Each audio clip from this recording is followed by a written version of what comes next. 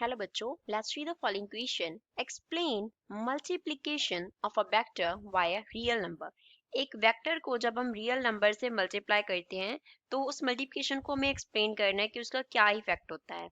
So first of all, we will talk about the key concept used in the question. इस question में क्या की concept use हो रहा है.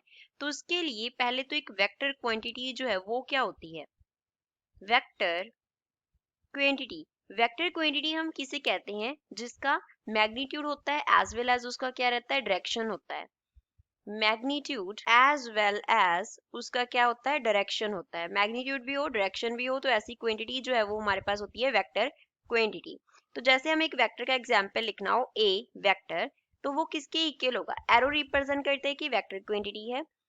फर्स्ट जो हमने टू लाइन से रिप्रेजेंट किया ये रिप्रेजेंट करता है वेक्टर के मैग्नीट्यूड को कि उसका मैग्नीट्यूड क्या है और उसके साथ हम एक कैप लिखेंगे. अब जो कैप से हमने क्वांटिटी लिखा वो रिप्रेजेंट करता है कि वेक्टर जो है वो किस डायरेक्शन में है. डायरेक्शन को रिप्रेजेंट करता होता है.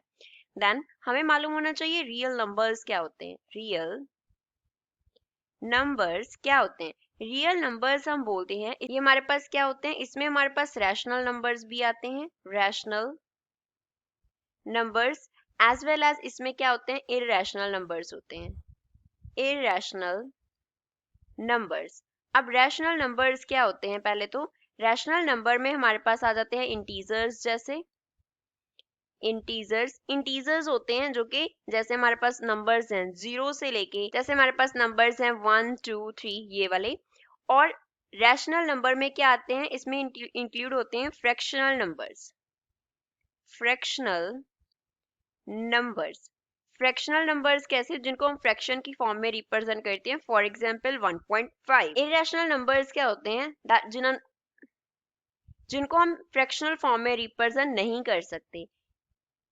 Can not represented in proper fraction. जिनको हम प्रॉपर फ्रैक्शन में रिप्रेजेंट नहीं कर सकते वो होते हैं हमारे पास इररेशनल नंबर्स. अब इसका अगर हमें एग्जांपल लिखना हो तो वो हम क्या लिख सकते हैं. जैसे कि हमारे पास नंबर है पाई उसका वैल्यू 3.14 समथिंग समथिंग समथिंग ऐसे चलता रहता है.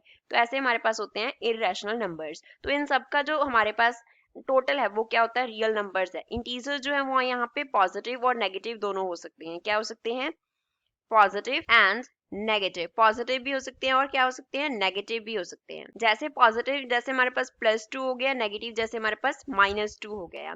तो अब देखते हैं कि इसकी मल्टीप्लिकेशन का इफेक्ट क्या पड़ेगा वेक्टर पे. पहली बात तो जब हम किसी भी नंबर को वेक्टर के साथ मल्टीप्लाई करते हैं नंबर को क्या करते हैं वेक्टर के साथ मल्टीप्लाई करते हैं तो वो उसके मैग्नीट्यूड के साथ मल्टीप्लाई होता है. कैसे. सपोज हमारे पास जो नंबर है हमने उसका एग्जाम्पल कंसिडर कर लिया. सपोज कितना है 3 है. तो अब हमारे पास कोई वेक्टर अगेन ए वेक्टर कंसिडर कर लेते हैं जो कि हमारे पास है 3i कैप. तो अब जब हम क्या करेंगे 3 को मल्टीप्लाई करेंगे ए वेक्टर के साथ तो मल्टीप्लिकेशन से हमें क्या मिलेगा 3 इंटू 3i कैप मिलेगा. That is equals to 9i cap. अब यहाँ पे क्या हुआ है उसका मैग्नीट्यूड चेंज हुआ है. मैग्नीट्यूड जो है वो पहले कितना था 3 था. इसको हम a डैश कंसिडर कर लेते हैं. a डैश क्या है हमने a को 3 से मल्टीप्लाई कर दिया. तो जो मैग्नीट्यूड है वो क्या हो गया चेंज हो गया लेकिन उसका जो डायरेक्शन है वो क्या रहा सेम रहा. Direction remains same. Direction change नहीं होता. तो अगर तो हमारे पास रियल नंबर जो है वो क्या है रियल नंबर.